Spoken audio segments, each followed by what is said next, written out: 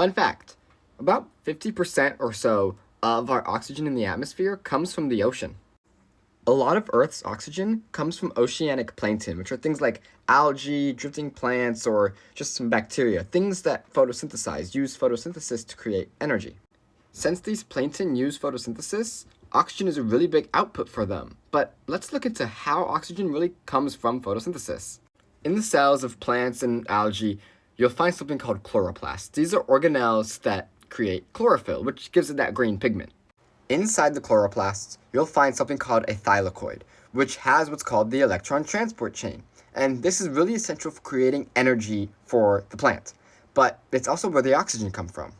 Here's a diagram of the membrane of a thylakoid. And you will notice there that water gets turned into oxygen, hydrogen ions, and electrons that enter this electron transport chain. The oxygen comes from the oxidation of water.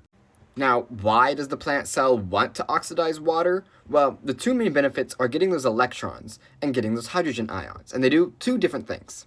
The buildup of hydrogen ions inside the thylakoid create a concentration gradient that the hydrogen ions are able to flow through using what's called ATP synthase. And what this does is generate ATP.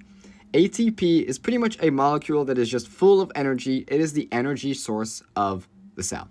The electrons are also really important. They reduce NADP plus into NADPH, which is then used in the Calvin cycle to turn carbon dioxide into sugars that the plant can use to get its energy from.